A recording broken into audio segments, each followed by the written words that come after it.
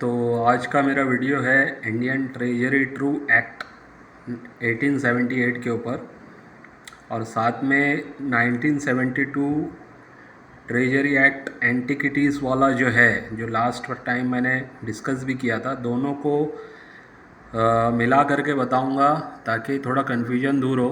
किसी ने मुझे पूछा है कि ख़जाना वगैरह जब ज़मीन से मिलता है तो उसका तो एक अलग एक्ट है और कॉइन्स जो एंटिक्स सामान वगैरह मिलता है उसका एक अलग एक्ट है, तो दोनों में क्या फ़र्क है।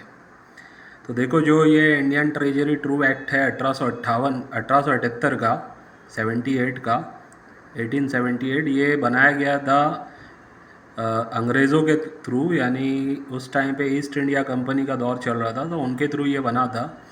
उन लोगों ने क्या डाला था एक्ट के, जो भी ज़मीन के नीचे कोई भी चीज़ मिलती है, चाहे कोई ख़जाना हो, सोना हो, चांदी हो या कुछ भी हो, जिसकी वैल्यू 10 रुपये से ज़्यादा हो, तो वो गवर्नमेंट को आपको बताना है, ठीक है, और वो गवर्नमेंट की हो जाएगी। तो उसी में कुछ अमेंडमेंट्स हुए हैं या नहीं हुए पता नहीं, लेकिन अब जो मुझे जानकारी मिली है उस बेस पे ये पता चला है, जो एक थोड़ा सा गलत हम लोगों को पता है, इवन मुझे भी यही पता था, तो मैंने और थोड़ा रिसर्च को बढ़ाया। कोई एडवोकेट ने इसके ऊपर बनाया है वीडियो, तो उनके ही वीडियो की डिटेलिंग समझ के मैं आप लोगों को बता रहा हूँ। तो उन्होंने क्या बताया है कि अगर आपको कोई ख़जाना मिलता है इस एक्ट के थ्रू, जो 1878 का एक्ट है, तो उसमें होगा ये 10 रुपये की ज़्यादा की अगर कोई भी वैल्यू की चीज़ ज़मीन के नीचे हमें मिलती है तो हमें डिस्ट्रिक्ट मजिस्ट्रेट यानी कि डीएम जो होते हैं उनको सूचना देनी होगी लिखित में कि हमें ये चीज़ मिली है। तो वो क्या करेंगे, उस चीज़ की वैल्यूएशन निकालेंगे। वैल्यूएशन निकालने के बाद उसको पेपर में, न्यूज़पेपर, अखबार में उसका एडवर्टाइज़ होगा और बताया जाएगा कि फ़ला चीज़ फ़ला जगह पे मिली है। अगर इसका कोई हकदार है यानी इसका कोई मालिक है तो वो आके मिल सकता है। तो इन केस कोई जाके दावा करता है कि इसका मैं मालिक हूँ, तो उसको कानूनी तौर पे सारी चीज़ें प्रूफ करनी पड़ेगी, गवाह पेश करने पड़ेंगे, मतलब सारी चीज़ उसको बतानी पड़ेगी कि वो किस तरीके से उस ख़जाने का या उस कोई एंटिक चीज़ का मालिक है। अगर वो प्रूफ कर देता है तो वो चीज़ उसको एज़ इट इज़ दे दी जाएगी या फिर उसकी वैल्यूएशन का अमाउंट उसको दे दिया जाएगा। वैल्यूएशन का अमाउंट देने की बात तब आती है जब कोई ऐसी चीज़ उसके मतलब पास हो, यानी उसका ख़जाना हो जो किसी की आस्था से जुड़ा हो, पब्लिक से जुड़ा हो, यानी कोई स्टैचू वगैरह। अगर वो इस टाइप की कोई स्टैचू है जो पुरानी है और वो पर्सनली सोच रहा है कि मैं इसका हकदार हूँ और वाकई में उसको मिली हुई चीज़ थी, उसने रखी थी गड़ा के, तो वो जब उसको साबित भी कर देगा तो उसको वो चीज़ गवर्नमेंट के थ्रू मिलेगी नहीं, बल्कि उसके बदले उसको पैसा दे दिया जाएगा और वो स्टैचू को गवर्नमेंट अपने ख़जाने में जमा करा देगी। वैसे ही सोना चांदी वगैरह टाइप का भी अगर कुछ मिलता है तो उसका वैल्यूएशन का या तो पैसा उसको दे दिया जाएगा या वो चीज़ उसको दे दी जाएगी।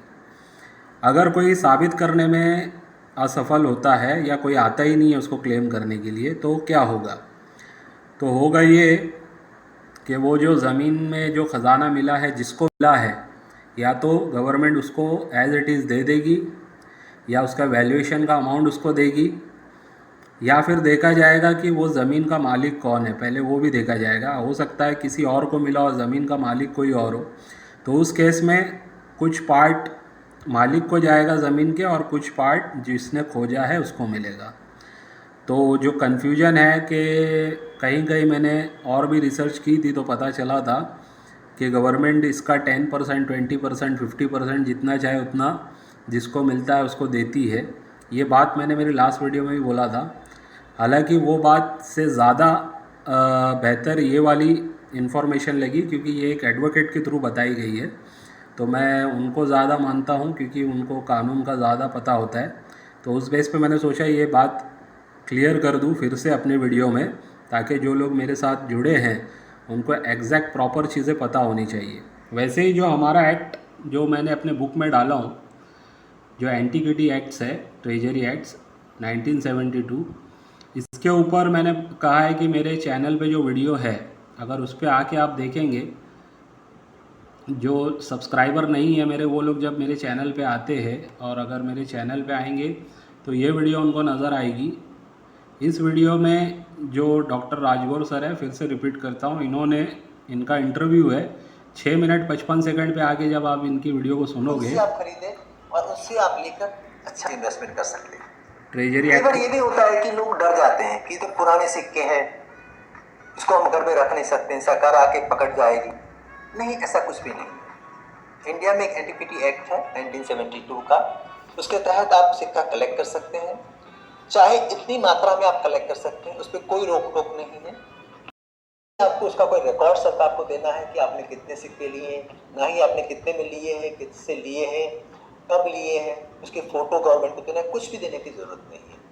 तो ये वीडियो में आपको इन्होंने पूरा क्लियर कर दिया है कि किस तरीके से ये वाला एक्ट जो है हमारा 1972 का किस तरीके से वर्क करता है। यानी कि डरने की ज़रूरत नहीं है। अगर आपके पास पुराने सिक्के हैं, चाहे कितनी तादाद में हो, आप उसको किसी से भी बाय कर सकते हो, सेल कर सकते हो। उसका कोई डेटा हमें सबमिट करने की ज़रूरत नहीं इस एक्ट के थ्रू, एंटिक्विटी एक्ट्स के थ्रू। हाँ, लेकिन एक चीज़ ऐड कर दूँ इसमें, मैं बता दूँ जितनी मुझे और इन्फॉर्मेशन है, कि अगर कोई चीज़ आपको मिलती है और आप इसको सेल आउट करते हो, इंडिया के बाहर लेके जाने की कोशिश करते हो, तो वहाँ पे आपको कानूनी जो रूल्स है उसके हिसाब से करना होगा। अदरवाइज़ आप जो ये चीज़ अगर करने जाओगे कि इसको इंडिया के बाहर मैं भेज दूँ, तो वो कानूनी रूप से कहीं ना कहीं गलत हो जाएगा, जब तक आप उसको प्रॉपर रूल के थ्रू फॉलो करके चीज़ों को बेचते नहीं। तो ये चीज़ का भी ध्यान रखना है। और दूसरी चीज़, जो पुरानी डिमोनेटाइज हो चुकी जो नोट है 2016 में, जो 500 और 1000 की नोट डिमोनेटाइज हुई थी, उसके ऊपर लेके भी मैं इसमें बोलना चाहता हूँ कि वो नोट्स ज़्यादा से ज़्यादा एज अ कलेक्शन 20-25 नोट्स एक कलेक्टर रख सकता है। ऐसा ऑर्डिनेंस कुछ पास हुआ था एंटिक्स वालों के लिए। तो बहुत ज़्यादा नोट्स अगर आपके पास वो होगी 500 या 1000 वाली एक कलेक्टर के पास, तो उसको कानूनी तौर पे गलत माना जाएगा। तो ये चीज़ को भी ध्यान रखना है। पुरानी नोट्स जिनके पास है, तो वो इतनी तादाद में ना हो कि मतलब आप उसको होल्ड किए हो, क्योंकि वो डिमोनेटाइज हो गई थी, तो उसको कहीं ना कहीं सबमिट कराना था गवर्नमेंट में। तो गवर्नमेंट ने उसका टाइम भी दिया था, बैंक्स में जो सबमिशन करवाना था वो सबमिशन, चलो किसी किसी का नहीं हो पाया, ये होता है रेयर केस में, किसी ने कहीं रख के भूल गया था या अवेलेबल नहीं था बंदा, अब बाद में पीरियड पूरा हो गया, अब उसको वो चीज़ मिल गई है, तो ऐसा माना जाता है रेयर केस में। लेकिन उसमें भी बहुत ज़्यादा नोट्स को आपके पास रखने की इजाज़त नहीं है। और उन नोट्स की क्या वैल्यूएशन होती है, इसके ऊपर भी मेरे चैनल पे वीडियो है। अगर आप मेरे चैनल पे आओगे तो आपको वो वाली वीडियोस भी देखने मिलेगी कि पुराने 500 और 1000 के जो नोट्स हैं उनकी क्या वैल्यूएशन। तो उम्मीद करता हूँ आज की वीडियो से भी कुछ इन्फॉर्मेशन प्रैक्टिकल आपको समझ में आई होगी। और आगे भी वीडियो मैं बना रहा हूँ, अभी धीरे धीरे वीडियोस थोड़ी आएगी रेगुलर, क्योंकि बुक का काम लगभग हो गया है और प्रिंटिंग में जा चुकी है। जैसे ही 2-4 दिन में जब भी बुक आएगी, तो मैं पहले जो लोग रजिस्टर्ड हो चुके हैं उनको कुरियर करूँगा, और ये कहूँगा कि जल्द से जल्द जो लोग अभी रजिस्ट्रेशन करने वाले बाकी बचे हैं, वो लोग भी रजिस्ट्रेशन कर ले। तो होगा ये कि जब उनको बुक्स वगैरह जाएगी और ये कैटलॉग वगैरह भी भेजूँगा मैं, तो उसके बाद फिर हम जूम मीटिंग में भी ऐसे कुछ अरेंज करेंगे कि डायरेक्ट 1-to-1 हमारी मीटिंग्स हो। और अगर एक साथ मुझे हो सकता है जितने भी मेंबर्स हैं उनको कुछ गाइड करने वाली बातें लेनी है, किस तरीके से काम करना है, तो उस पर आगे मैं स्टार्ट करने की प्लानिंग कर रहा हूँ। तो ज़्यादा से ज़्यादा लोग हो जाएंगे तो अच्छा रहेगा। 2-4-10-15 लोग में मज़ा नहीं आएगी, एटलीस्ट 20-25 लोग रहेंगे तो एक साथ सबको गाइड करने में अच्छा लगेगा।